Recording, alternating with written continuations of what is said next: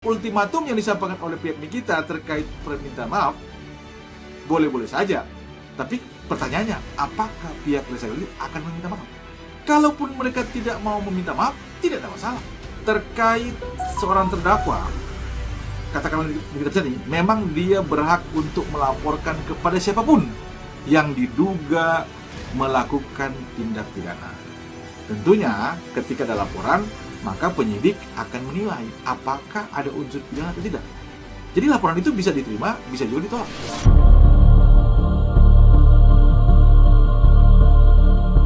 Usai menjalani sidang perdana 3 hari lalu, hingga kini Nikita Mirzani pun masih mempertanyakan isi dakwaan yang dibacakan kepadanya di persidangan. Nikita sebelumnya dilaporkan dan juga ditahan atas dugaan pengancaman, pemerasan, serta tindak pidana pencucian uang. Namun menurutnya, isi dakwaan yang dibacakan di persidangan justru berbeda dari laporan awal. Dalam dakwaan, Nikita pun hanya dikenakan pasal terkait dugaan pencemaran nama baik dan tindak pidana pencucian uang. Akibatnya, 2 pasal mengenai pengancaman dan juga pemerasan yang semula disebutkan, menurut pihak Nikita, justru tidak lagi tercantum. Perubahan ini pun dianggap janggal dan tidak wajar oleh pihak Nikita Mirzani. Terkait dengan selama ini dia menyatakan Nikita Mirzani telah melakukan pemerasan, ternyata terbukti secara sah. Tidak pernah ada dakwaan pemerasan, yang ada adalah mencemarkan secara lisan dan tulisan. Kita berbicara, saat ini saya berbicara dengan 1 lembar kertas, isinya 10 kalimat, saya tambahin lagi menjadi 12 kalimat, berarti itu kan ada penambahan, ada perubahan dari yang sebelumnya. Betul? Berarti ada yang dirubah. Dirubah itu adalah menambah dan mengurangi, itu namanya perubahan. Penangkapan, penahanan, dan perpanjangan penahanan, semua pasalnya 368 KUH Pidana. Tapi tiba-tiba dalam surat dakwaan, inilah pasalnya.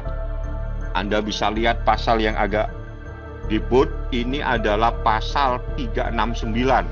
Ini unsur-unsur dalam pasal 369. Anda sudah lihat, kalau Anda mau coba foto silakan.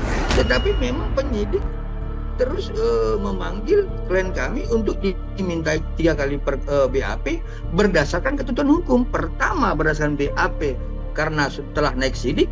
Kedua di BAP kembali terkait tentang produknya karena mungkin ada keterangan dari terdakwa Nikita Mirzani. Ketiga terkait tentang pemanggilan untuk diminta keterangan dengan kode P19 dari jaksa penuntut umum. Seperti itu, ya. Bicara soal pencantuman pasal, ini adalah kewenangan dari jaksa penuntut umum, bukan Reza Gladys. Bicara pencantuman pasal itu ada di ranah jaksa penuntut umum. Pada 1 Juli mendatang, dijadwalkan akan berlangsung proses mediasi antara Nikita Mirzani dan Dr. Reza Gladys. Seperti diketahui, Nikita pun telah menggugat Dr. Reza Gladys beserta 2 tergugat lainnya secara perdata dengan nilai gugatan mencapai 100 miliar rupiah atas dugaan wan prestasi. Saat ini, ada 2 perkara hukum yang masih berjalan secara paralel. 1 perkara pidana yang dilaporkan oleh Dr. Reza terhadap Nikita dan 1 perkara perdata yang diajukan Nikita terhadap Dr. Reza. Dengan kedua kasus yang masih bergulir dan versi cerita yang saling bertolak belakang, publik pun menantikan siapakah yang akhirnya terbukti bersalah dalam perseteruan panjang antara Nikita Mirzani dan Dr. Reza Gladys. Sikap dari terdakwa Nikita Mirzani yang marah-marah sesuai dengan pengalaman kami ya dalam pendampingan ya, karena kami kan tidak selamanya dalam pendampingan sebagai pelapor gitu. Itu hal yang wajar ya, itu hal yang sangat wajar. Karena apa? Karena ada hal-hal yang menurut kami, yang menurut dugaan kami yang menurut ini kami kalau berkaca kepada klien kami yang lainnya pada saat kami melakukan pendampingan klien kami sebagai terdakwa, ya sering seperti itu, agak gelisah, agak panik dan ketakutan. Kenapa? Karena klien kami itu merasa bahwa kenapa ini ketahuan gitu loh. Nah itu biasa. Jadi klien kami juga biasa ya mengalami seperti itu ya pada saat kami melakukan pendampingan klien kami sebagai terdakwa. Dalam perkara yang pidana pembacaan eksepsi tanggal 1 Juli, tidak diwajibkan RJ untuk datang dalam perkara pidana tersebut. Tapi dalam perkara Wan Prestasi pada tanggal 1 Juli, dia diwajibkan hadir untuk bertemu Nikita Mirzani dalam proses mediasi. Sudah berjalan 2 persidangan, yaitu sidang perdata dan sidang pidana.